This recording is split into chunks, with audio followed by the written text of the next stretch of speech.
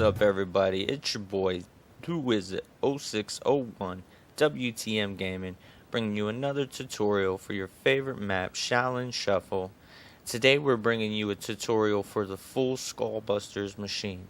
This will show you all the locations, the steps to achieve that full perk ability. These perks will not go away if you go down, and they will stay no matter what happens, life or death. So let's get right into this tutorial. Remember, if you like what you see, hit that like, hit that sub. Let's go, boys. So the first thing we need to do is get the spray bottle and the cloth so that we can wipe off the SKULLBUSTER machine. Now the spray bottle and cloth both have 3 spawn locations. The first one for the spray bottle is going to be right inside of the heebie-jeebies area. If you walk over to the left of the stage, right where I'm pointing at next to this little water spigot thing, it would be sitting right on the ground. Next location for the water bottle or spray bottle is going to be right in the same vicinity. We do have to go ahead and get into the Inferno. So as we go into the Inferno here, we're going to come out into the area right by the bar. You're going to see this little stripper platform. Sitting right on the corner would be the spray bottle. Now the third location for the spray bottle is actually going to be downstairs outside of the Inferno towards the subway. Now we're going to head out there through the roof of the Inferno, but we are going to go down the subway. Now this is over by the lockers where the locker for the Easter egg step is also. If you look over on this stack of newspapers where mine's sitting right now, that's the other location. Now once you have the spray bottle, you're going to look for the cloth. Now 3 locations for the cloth. Starting from the spawn, we're actually going to head up back over towards heebie-jeebies through the alleyway that heads towards bomb stoppers in the Inferno. You're going to notice the platform that has the ladder you can climb up on. Let's climb that ladder. We're going to turn around on the platform, and on the mid platform right by this door on that board right there, you would see the cloth. Next location for the cloth, we're actually going to head back into the Inferno and head up to the rooftops. This one could appear here. Once in a while I see it up this location, but to be honest with you, in my games it's mostly in the other 2. Now this location is sitting right back here by the magic wheel. On this pallet here, you would see the cloth. For the third and final location of the cloth, we're going to head down into the Rat King's lair. Over by his chair, on this stack of pizza boxes, you could see in my game, there's the cloth. Grab that cloth. Now you have both pieces to get the first step.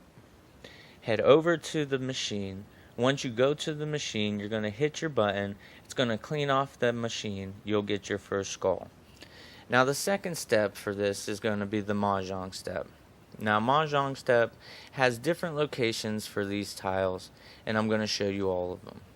The first location a tile could be is right on the roof on this little round table. And then the second location is also going to be inside the Inferno. As we go in and head down the steps, we're going to go straight ahead, turn around and look on this little pole, pillar edge. As you can see, that's where it would be. Another location that's also inside the Inferno is on the other side, over by the bar. If you actually run to the bar, on the edge or corner of it, by this stack of money and pizza box, you'll see another tile location. One other location that's actually inside the Inferno is going to be downstairs over here in the VIP, what I'm calling the VIP room, right by the SKULLBUSTER and Bomb Stopper alley. There's this little round table. As you could see a tile, that would be another location. Now these other locations are going to be out front of the Inferno and in the general area. If you head over here to this pallet stack by the Blue Bolts machine, you'll see one of the locations there. Another location that's in this general area is heading down towards Tough Enough. If you look over in this corner on this cardboard box here, would be another tile. And from here, you can actually run over to the other side, and we're going to head back down towards the subway where the actual train goes. And this is also, again, one of the locations where the spray bottle was. If you look right on this bench, there could possibly be a tile for Mahjong there. Now we've covered this side of the map for most of the Mahjong tiles. On the other side, back towards spawn, the rest of the locations start off in heebie-jeebies. Right on the bar here, the flap that would lift up, there would be a tile there. Another location inside of heebie-jeebies is in the hallway. That same red curtain where we found a radio, if you look on top of it, one may be laying on top there. And the final location for Mahjong is going to be going up onto the rooftops, over back towards the Racing Stripes machine. Once we get back there, where the pink flyer sometimes spawns, on this little red cart would be the last Mahjong tile. Now once you have all the Mahjong tiles, head up to the rooftop and you can go ahead and do the Mahjong step. Now Mahjong is not that difficult. If you have trouble with it, there is a calculator link. I'll go ahead and try and include that in the description. But basically, what you're trying to do is just remember you always want to end up at the end with 2 of the same number. And in the meantime, try to have sets or runs. A set would be either 3 of one number, like 111, 222, or a run would be 123, 234, and so on. But always ending with 2 of the same numbers. If you follow these guidelines, you'll pretty much get it every time. As you can see, I do 1, 2, 3, 1, 2, 3, and then I'm going to do 2, 3, 4, 5, 5, 5, 4, 4, 4, and 5, 5. And as you can see, that triggers that step. Now after Mahjong, you're going to want to shoot the 1972 that the machine displays into the windows around the map. The number 1 is going to be right here outside of the Inferno. You will see a candle lit up by the middle window. Shoot that pattern and move to the next one. Now the number 9 is actually going to be back on the rooftops by Racing Stripes. If you go right over here, you'll see 2 windows. The right window where the candles are, you'll shoot a number 9 into that window and then move on. Now the 7, that's back inside the lobby of Inferno. All the way to the left side of the Inferno, you'll see the candle, you'll see the windows, and you'll want to shoot a number 7 in this pattern into that window, and you'll get the 7. For the last number 2, you're going to go all the way back towards spawn, back by the dojo, and there's a little alley between the barbershop and the dojo. The right window has the candle by it. Go ahead and shoot the number 2 into that window there. And that's it. Now the next step is going to be the fun one. This is the step that most people have a problem with. I'm going to call it hardcore parkour. So you want to run up to the rooftops, back up by Racing Stripes to the very top level. There was a red ninja barrier that you would have broken down, and now you'll see white floating pads. I recommend doing a run jump start to the first one, and then most of the rest you're going to just jump normally. Kind of aim your controller looking down a little bit to make it easier, and if they seem too far away, get a little boost sprint jump and you'll do fine. If you don't get this the first time, don't worry, it takes many tries. Now after you get that step, if you're in a solo game, this is a little different. If you're in a solo game, make sure that you go down and you get your up and atoms, because this will probably kill you. Now, and it makes it easier to dial the phone number for the last step. If you're in multiplayer, just have somebody meet you over by the railroad car that drives and shocks the fuses when you do that step. There's going to be a green skull on the front of this train, and you need to jump out there and grab it. That's why you need up and atoms. Now also, if you have up and atoms in solo, you have to dial a phone number that takes approximately 20 seconds or so before you can do the final step. So you appear right by a phone, and the last step is to dial 555-0152, which is a number that is also stickered right on the front of the SKULLBUSTER's machine. Once you dial that number, you'll hear a voice, and he will say a few things. You'll hear the chime, and you're ready to go play SKULLBUSTERS.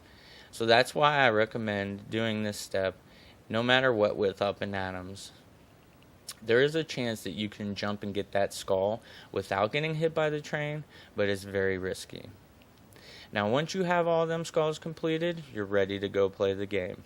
Now this game is a little bit different than the past Ghost and Skulls games, this one's pretty easy. It's kind of like a Candy Crush. Run up, press the button, and jump into the game. What you're going to want to do is grab the colored blocks, just like in most of them, and try and find the other two squares behind the question marks that match up to link 3 in a row. And as you can see, I'm hitting get 3 in a row. They will disappear, and you'll move on to the next ones. Now, if for some reason you do hit the wrong block, you have 3 times per round to hit the wrong one. If you hit that third one, it will exit you out the game. You'll have to go dial the phone number and come back and play it again. So as long as you only miss, say you hit two of the wrong ones per round, you'll still be okay as long as you just go flawless to the next round. Now the first and second rounds are pretty easy. Most of the time they're going to line up in a row or very close to each other, as you'll see maybe 2 and then 1 that's below or above it. But in my experience, round 1 and round 2, you will see most of the time it's going to be straight across in a row. One other thing here, you will see these little lasers shooting at you. Now, if you get hit by them lasers, they can make you go down. Now, it will not take you out of the game. You'll stay in the game, but it will count as a down on that game. So just keep that in mind and just keep going at it until you get all of the squares knocked out. Now, if you see that little whole circle up there, now that is the exit for the game. If you take too long to destroy these skulls, it will get close to that, and then eventually they will exit through that portal and you will have to do the game again. So be cautious, be quick, but just have fun. It's not that hard of an option of the game, and you'll be able to complete it and get this done no problem. Now, as you can see in my game, I'm starting the last round. There are 3 rounds of this game, and in the last round there's a lot more, and these ones can go in a lot weirder directions than you would think.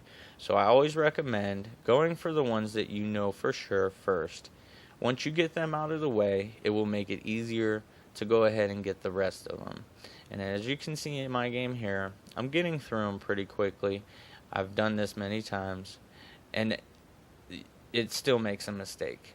So as you see, I hit the wrong one, I got an X, but I know I still can do at least one more wrong move before it would kick me out and make me start again.